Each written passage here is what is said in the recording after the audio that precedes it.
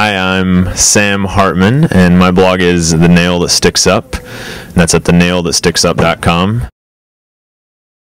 I've been vegan for almost 6 years at this point. I was vegetarian for only a few months before that, and I read a book by Eric Marcus called, I think, Vegan, I forget the subtitle, but it really kind of, it influenced me immediately, both for health reasons, but then as I kind of moved on and learned more about veganism, I found that for almost any reason you can think of, there's a very good, there's strong evidence for both a vegan diet and just a plant-based way of eating to support the ecosystem of the earth, and also for ethical reasons, to avoid speciesism and to avoid not being moral to other species and to other animals.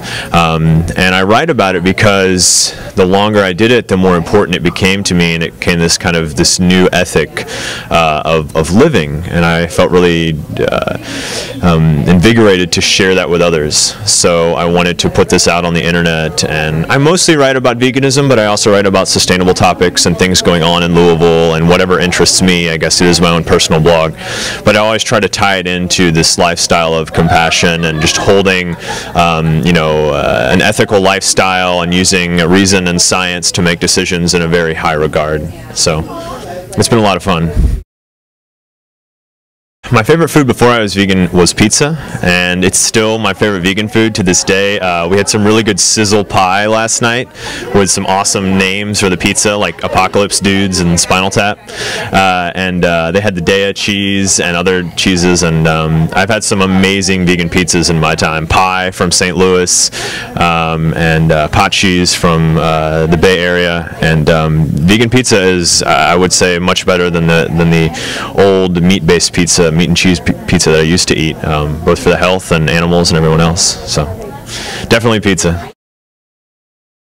There's this whole element of machismo, where eating meat and being tough and not showing emotion and compassion is the same as being a manly man, and I don't think that's true. There's so many vegan athletes. Last night we saw a bodybuilder, Robert Cheek, this vegan bodybuilder, come out on the dance floor and act silly, and there's more and more vegan athletes popping up every day. The protein is a non-issue if you're intelligent and you know where to get vegetarian sources of protein.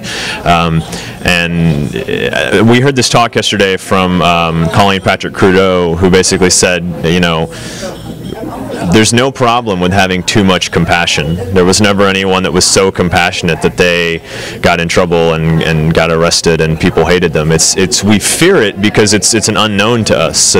Compassion dies out as we grow older, and men and women alike should be happy and proud to be compassionate and show love to others and other species, and regardless of your orientation or where you grew up.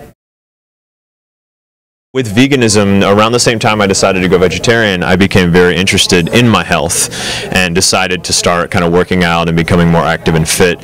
And I think that just as your kind of mindset changes and you kind of realize that, well, now I'm thinking about what I put in my body, you need to be aware of your environment around you and your lifestyle. And am I sitting all day? Am I watching TV? Am I spending too much time on the internet? I mean, a lot of the vegans here are guilty of that, including myself, because we're blogging and tweeting so much. But we need to go outside and be active and stretch our legs. But yeah, I love all forms of physical activity, be it running, cycling, weightlifting, and all of those are doable as a vegan. And the food sources and all the nutrients and calories we worry about, it's a similar concern to omnivores. We just have to make sure we get enough of all the macro and micronutrients.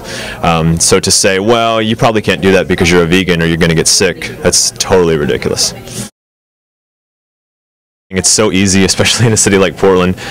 For people who live in less vegan-friendly cities, I would say obviously get online and try to find some good resources, but just doing a little bit of education for yourself and trying to find alternatives to dairy and meat. I would say now my thinking is to kind of look at dairy first, both because of the ethical implications of how dairy cows are treated, but also because dairy is so difficult to give up in the diet, that if you approach dairy first, confused and you say, well, what can I eat instead of cheese, and what can I drink instead of milk and put on my cereal? And there are so many good alternatives now with soy milk and almond milk and coconut milk that if you start to look at dairy and you see where it comes from and how gross cow's milk really is, and what it does to your body, and then and you also examine alternatives, once you begin to remove dairy from your diet, meat and all the other foods come very easily, and then you can live a vegan lifestyle and just be extremely happy with it. I think everyone here would agree that the change to go to veganism is just extremely positive, and it makes people so happy.